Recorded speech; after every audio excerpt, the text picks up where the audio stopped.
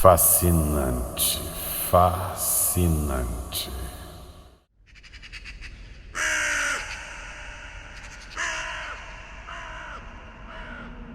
O Retrato Oval, de Edgar Allan Poe.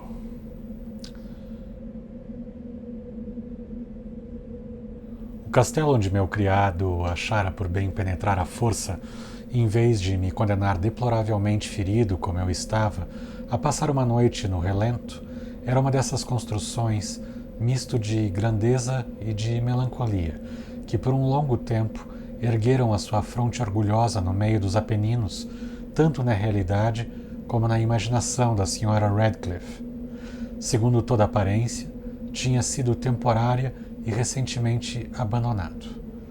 Instalamo-nos numa das dependências menos amplas e menos suntuosamente mobiliadas, situada numa torre afastada do edifício. A sua decoração era rica, mas antiquada e em ruínas.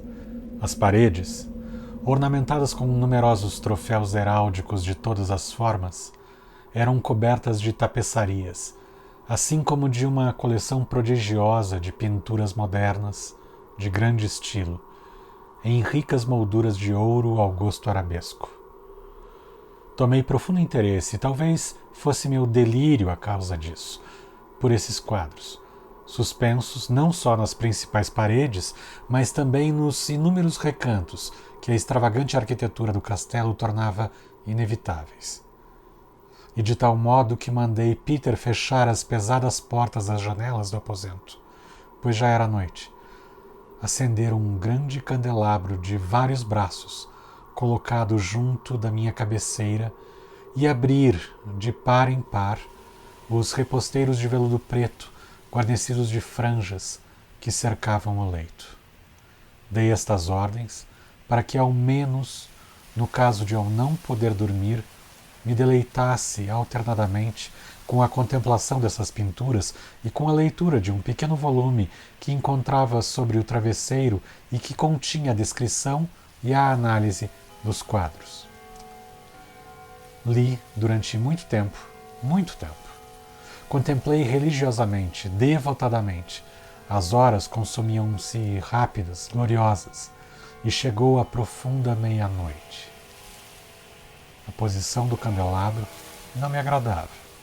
Por isso, estendendo a mão com dificuldade, para não incomodar meu criado que repousava, coloquei o objeto de maneira que fizesse incidir os seus raios plenamente sobre o livro. Mas o efeito produzido foi absolutamente inesperado. Os raios de luz das numerosas velas, porque eram muitas, caíram então sobre um recanto do quarto que até aí uma das colunas do leito mergulhara em sombra densa. Vi, à luz viva, uma pintura que a princípio tinha passado despercebida. Era o retrato de uma jovem já amadurecida, quase mulher. Deitei ao quadro um olhar rápido e fechei os olhos. Por quê? Ao princípio eu próprio não soube o porquê, mas enquanto mantinha as pálpebras fechadas, analisei rapidamente a causa que me obrigara a fechá-las assim. Foi um movimento voluntário para ganhar tempo e para pensar, para me certificar de que a vista não me enganara, para acalmar e preparar o espírito para uma contemplação mais a frio e mais segura. Ao fim de alguns instantes, olhei de novo fixamente para o quadro. Não podia duvidar, mesmo que quisesse, de que via então com toda a nitidez, pois o primeiro fulgor do candelabro sobre aquela tela dissipara o espanto e o devaneio de que meus sentidos estavam possuídos e chamara-me num instante à vida real. O retrato, como já disse, era de uma jovem mulher. Era simplesmente uma cabeça, com as espáduas, tudo naquele estilo que se chama em linguagem técnica de estilo de vinheta, bastante à maneira de Sully nas suas cabeças prediletas. Os braços, o seio e até a extremidade dos cabelos radiosos fundiam-se imperceptivelmente na sombra vaga, mas profunda, que se dava contraste ao conjunto. O caixilho era oval, magnificamente dourado e lavrado em metal ao gosto mourisco. Como obra de arte, não se podia encontrar nada mais digno de admiração do que a própria pintura. Mas é possível que não fosse nem a execução da obra, nem a imortal beleza da fisionomia o que tão de súbito e tão fortemente me impressionou. Ainda menos devo acreditar que a minha imaginação, saída de uma sonolência, tivesse tomado a cabeça pela de uma pessoa viva. Antes de mais, compreendi que os pormenores do desenho, o estilo de vinheta e o aspecto da moldura teriam imediatamente dissipado tal sortilégio e me preservariam de qualquer ilusão, por momentânea que fosse. Enquanto fazia e aprofundava estas reflexões, conservei-me meio estendido, meio sentado, uma hora inteira talvez, com os olhos pregados naquele retrato. Por fim, depois de ter descoberto o verdadeiro segredo do efeito que ele produzia, deixei-me cair de novo no leito.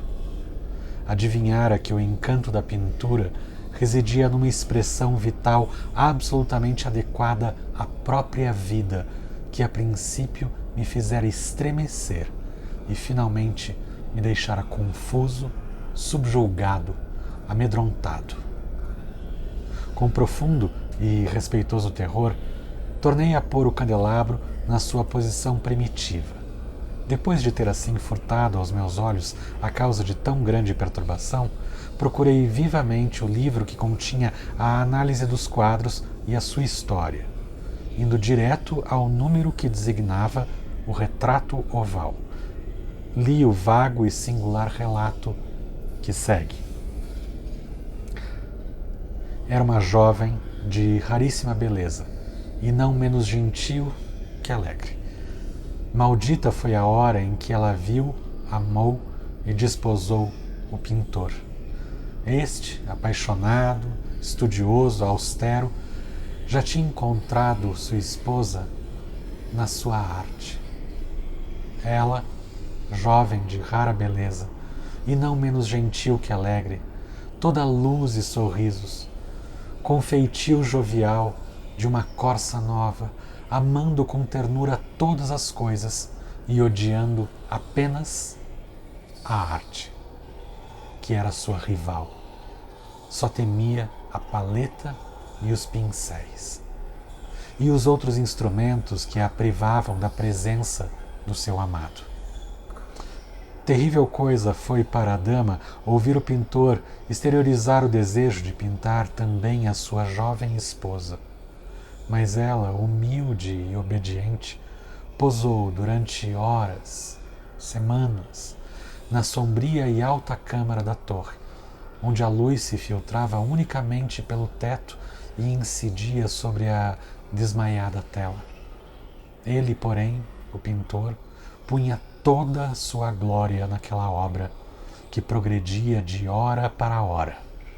Era um homem apaixonado, estranho, pensativo, perdido em devaneios, e de tal maneira que não queria ver como a luz que tão lugubremente caía naquela torre isolada ressequia a saúde e o espírito de sua mulher, que definhava visivelmente para toda a gente, menos para ele. Ela sorria sempre, sempre, sem se queixar, pois via que o pintor, de tão grande renome, sentia vivo e ardente prazer na sua tarefa, e trabalhava noite e dia para pintar aquela que tão ternamente amava, mas que enlanguecia cada vez mais de dia para dia, e, na verdade, aqueles que contemplavam o retrato falavam em voz baixa da semelhança, como de extrema maravilha, como de uma prova do talento do pintor, não menor que o seu amor profundo por aquela que ele tão miraculosamente pintava. Um dia, contudo, quando a tarefa estava quase no fim. Ninguém mais foi admitido na torre. O pintor enlouquecera com o ardor que punha no seu trabalho e raramente desviava o olhar da tela, mesmo para contemplar o rosto da mulher. Ele não queria ver que as cores que espalhava na tela eram tiradas das faces daquela que estava junto de si.